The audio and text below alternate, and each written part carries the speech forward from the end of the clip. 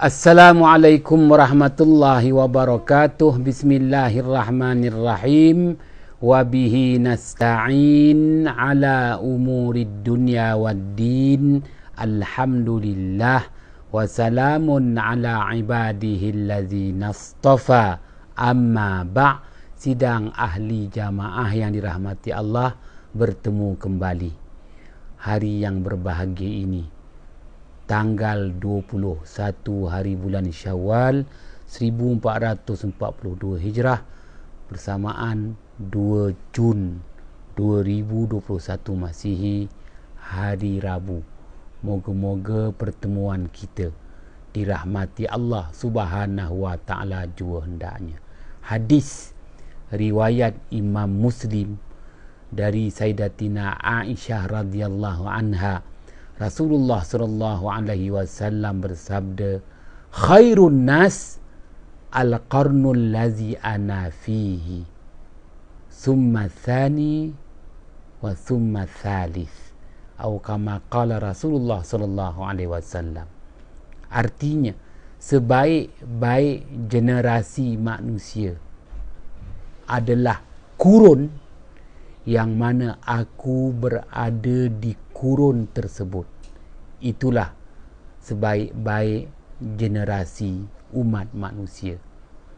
Kemudian barulah seterusnya kurun kedua dan kurun yang ketiga.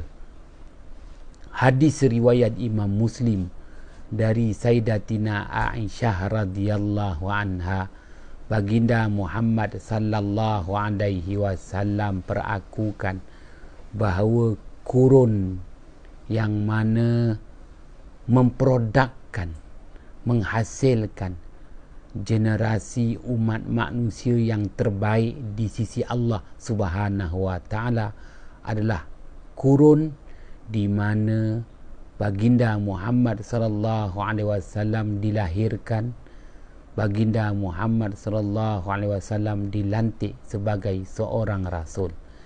Sidang ahli jamaah yang dirahmati Allah, Asy-Syaikh Al-Imam Jalaluddin As-Suyuti wafat pada tahun 911 Hijrah. Dalam mengupas dan menjelaskan hadis riwayat Imam Muslim dari Sayyidatina Aisyah radhiyallahu anha, menyatakan apabila ditanya kepada Sayyidatina Aisyah radhiyallahu anha apa rahsia daripada sabdaan Baginda Muhammad sallallahu alaihi wasallam, khairun nas al-qarnul lazi ana fihi, sebaik-baik generasi umat manusia ialah kurun di mana aku berada padanya. Maka Sayyidatina Aisyah radhiyallahu anha menjawab, kerana kurun yang mana Rasulullah berada adalah kurun di mana umat manusia dapat dijinakkan daripada manusia yang kafir, manusia yang beriman, daripada manusia yang pendusta menjadi manusia yang benar hatinya, benar lidahnya, benar perbuatannya. Daripada manusia yang pendusta, maka manusia ini diperangi, tiada lagi golongan yang zalim. Maka di zaman hayat Baginda Muhammad sallallahu alaihi wasallam adalah zaman kurun yang teristimewa, dibentuknya generasi manusia yang terbaik. Sidang ahli jamaah yang dirahmati Allah, perkataan lafaz kurun membawa arti nilai tempoh masa 100 tahun. Tempoh masa 100 tahun.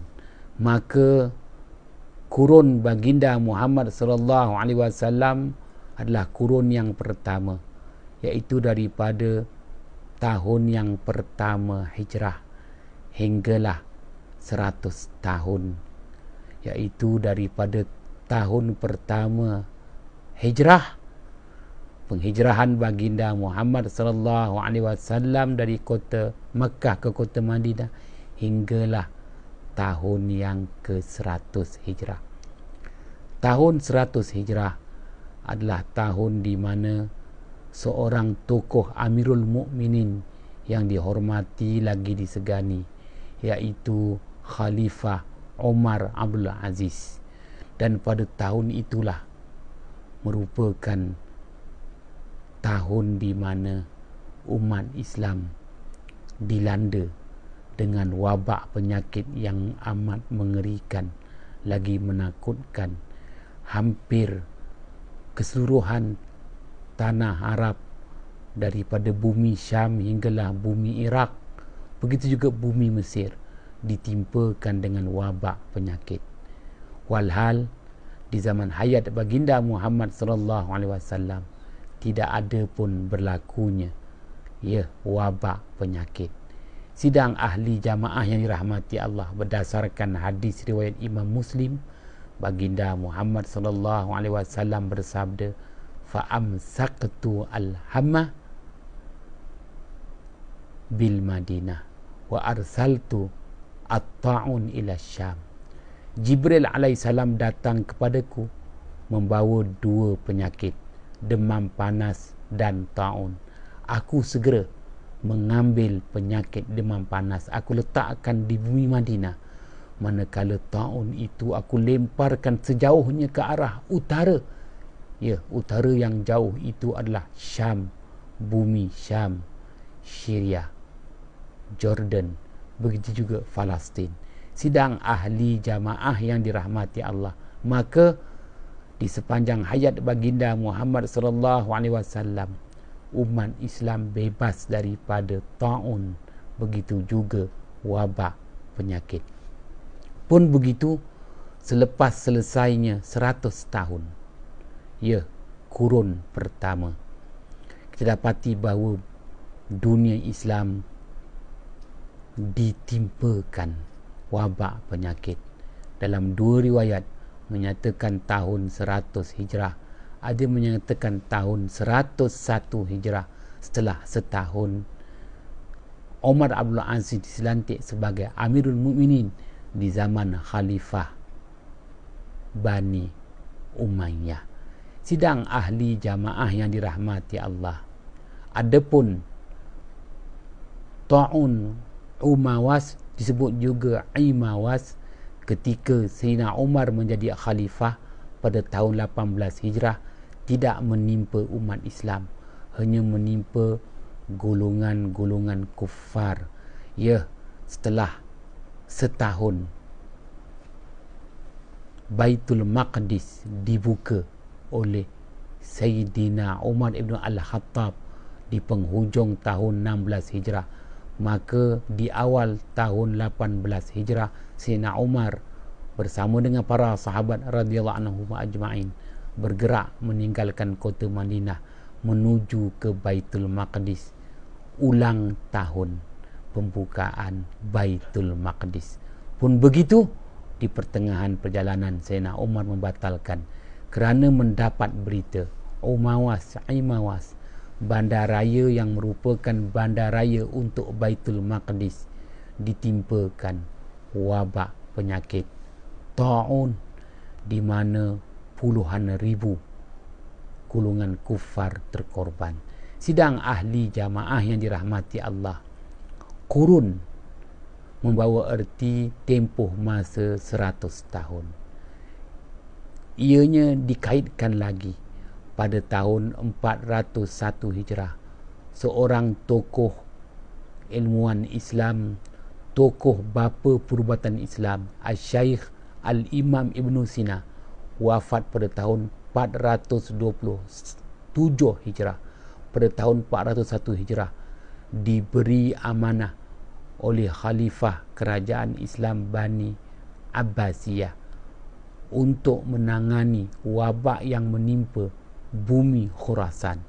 Sidang ahli jamaah yang dirahmati Allah, maka kesungguhan Al-Syaikh Al-Imam Ibn Sina yang wafat pada tahun 427 Hijrah, kesungguhannya dia telah memperolehi 600 jenis ubat terhadap 600 penyakit. Ada 600 penyakit yang dikenal pasti Dan Asy-Syaikh Al-Imam Ibn Sina telah memperolehi, meraih, mendapat 600 ubat. Setiap penyakit ada ubatnya. Likulli da'in dawaun. Pun begitu, apabila sampai di bumi Khurasan, tak dapat dikenal pasti punca wabak yang telah membunuh 60,000 nyawa umat Islam di bumi Khurasan.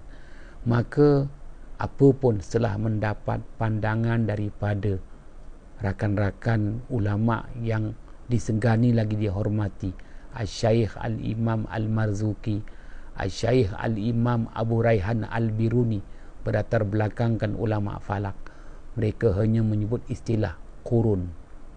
Qarnu, qurun, membawa erti tempoh 100 tahun berulang.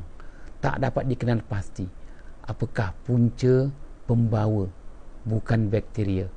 Dan virus pun sukar untuk dikenal pasti, maka hanya disebut virus yang berulang dalam tempoh masa 100 tahun. Daripada perkataan qurun, qarnu, qurun, jadilah istilah corona. Daripada istilah bahasa Arab, maknanya virus yang berulang dalam tempoh masa 100 tahun. Ya, virus-virus ini sebenarnya berada di dalam bumi. Apabila manusia mula mengingkari perintah Allah, maka virus yang tersimpan di perut bumi ini akan kembali semula ke permukaan bumi, menyerang umat manusia.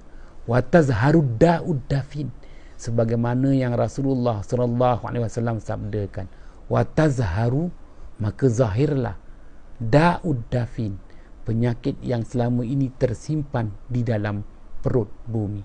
Ya, bakteria maupun virus sebenarnya ada dalam perut bumi. Apabila manusia mengulangi perbuatan-perbuatan yang Allah murkai, bakteria yang dalam perut bumi, virus yang tersimpan dalam perut bumi itu akan aktif semula.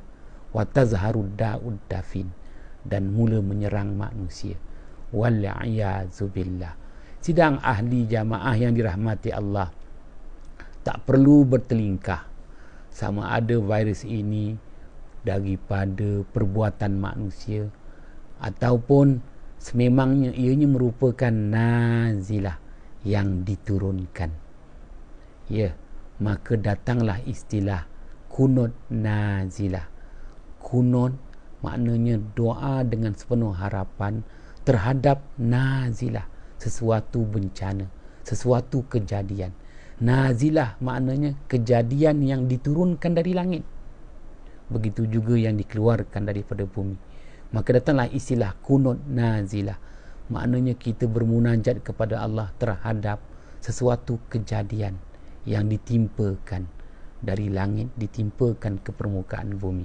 Sidang ahli jamaah yang dirahmati Allah, ianya menjelaskan lagi istilah qurun qarana. Pada maka perkataan qurun qarana ini sememangnya sudah menjadi sebutan sejak daripada zaman Asy-Syaikh Al-Imam Ibn Sina yang wafat pada tahun 427 Hijrah, diberi amanah dan tanggungjawab berusaha dengan penuh kesungguhan pada tahun 401 Hijrah dan 402 Hijrah. Selama 2 tahun bumi Khurasan ditimpakan wabak penyakit yang puncanya tak diketahui virus apa, hanya disebut virus yang berulang 100 tahun, berulang, kurun dan kurun dan kurun. Maka datanglah istilah corona virus, coronal virus. Sidang ahli jamaah yang dirahmati Allah, dalam hal ini Asy-Syaikh Al-Imam Fakhruddin Ar-Razi wafat pada tahun 606 Hijrah, mengemukakan keterangannya sebagaimana yang Allah firmankan pada ayat 34 surah Al-A'raf, walikulli ummatin ajal fa iza jaa ajaluhum la yasta'khiruna sa'atan wa la yastaqdimun. Sadaqallahul azim. Saya ambil potongan daripada firman Allah ayat 34 surah Al-A'raf, walikulli ummatin ajal. Bagi setiap generasi sesuatu umat itu ada tempoh masa yang telah dibataskan. Ya, Al-Syaikh Al-Imam Fakhruddin Ar-Razi wafat pada tahun 606 Hijrah, menulis dalam kitab tafsirnya Mafatihul Ghaib, menyatakan ajal di sini adalah satu tempoh masa yang Allah bataskan. Apabila manusia itu mengulangi semula perbuatan jahat umat-umat terdahulu, maka itulah batasan tempoh yang diberikan. Maka nazilah, mulalah diturunkan. Apa yang diturunkan? Azab, satu kejadian yang amat menakutkan. Ya, nazilah. Bagi kita dah berlaku, jangan putus-putus. Kunut nazilah. Kunut maknanya munajat, berdoa kepada Allah dengan sepenuh harapan terhadap nazilah, suatu kejadian yang sukar hingga kini untuk ditangani. Ya, usaha diteruskan, doa jangan diputuskan. Sidang ahli jamaah yang dirahmati Allah, yang jelas apabila umat kini mengulangi kejahatan yang telah dilakukan oleh umat-umat nabi-nabi terdahulu, maka datanglah satu tragedi nazilah, kejadian yang menakutkan, wabak yang berulang yang disebut corona, kurun, berulang 100 tahun, berulang 100 tahun. Maka setiap generasi itu Allah perakukan walikulli ummatin ajal. Bagi setiap generasi umat itu ada tempoh masa yang dibataskan. Yang jelas dah 100 tahun manusia masih tak sedar lagi, maka berulanglah kejadian yang mengerikan dan menakutkan. Semoga Allah Subhanahu wa taala lindungi kita daripada perkara-perkara yang tidak diingini, ya, sehingga bersua kembali. Wabillahi taufiq wal hidayah. Wassalamu alaikum warahmatullahi wabarakatuh.